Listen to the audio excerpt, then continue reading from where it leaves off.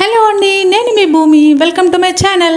ఈరోజు ఈ వీడియోలో కోడిగుడ్డు ఉల్లిపాయ కారం ఎలా చేయాలో చూద్దాం రండి. ఫస్ట్ ఒక ప్యాన్ తీసుకోండి. ఆ ప్యాన్ హీట్ ఎక్కాక అందులో ఆయిల్ వేసుకోండి. ఆయిల్ కొంచెం ఎక్కువ వేసుకోండి ఉల్లిపాయలకు వేగేటట్టు. ఆయిల్ బాగా హీట్ ఎక్కాక అందులో 1 టేబుల్ స్పూన్ జీరా, ఇప్పుడు ఇందులోనే ఇంకో 1 టేబుల్ స్పూన్ ఆవాలు వేసుకొని ఇవి చిటపటలాడే వరకు వేయించుకోవాలి. కోడిగుడ్డు ఉల్లిపాయ కారం చాలా బాగుంటుందండి. ఎగ్ కర్రీ ఎప్పుడు ఒకేలా తింటే బోర్ కొడుతుంది కదా, అప్పుడప్పుడు ఇలా కూడా తినాలి.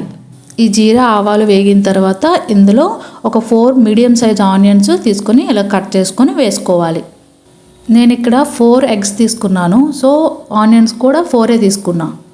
ఇప్పుడు ఇందులో ముందుగా క్లీన్ చేసి పెట్టుకున్న కొంచెం కరివేపాకు, కొరియండర్, 4 లేదా 3 గ్రీన్ చిల్లీని కట్ చేసుకొని ఇలా వేసుకొని చక్కగా కలిపి కాసేపు వేగిన తర్వాత ఇందులో రుచికి సరిపడే సాల్ట్, 2 టేబుల్ స్పూన్ల కారం ఎక్కువ వేసుకుంటున్నా.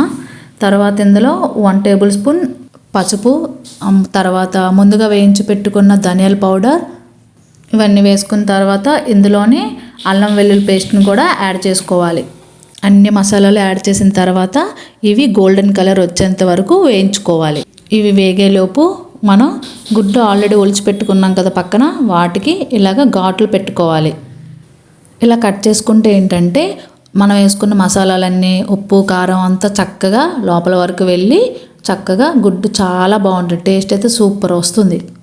ఇలా అన్ని గుడ్లు ఘాట్లు పెట్టుకున్న తర్వాత తీసుకెళ్ళి కర్రీలో వేసుకోవడం. ఇంకా ఎగ్స్ అన్ని కర్రీలో వేసుకున్న తర్వాత ఇలా చక్కగా కలిపి ఇంకో 5 మినిట్స్ వేయించుకోండి. మొత్తం చక్కగా వేగిపోతుంది.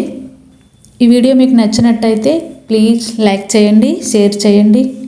చూసారా 5 మినిట్స్ తర్వాత ఎలా అయిపోయిందో. ఇంకా ఈ స్టేజ్లోకి వచ్చా కర్రీ అయిపోయినట్టని ఇంక తినేయడమే.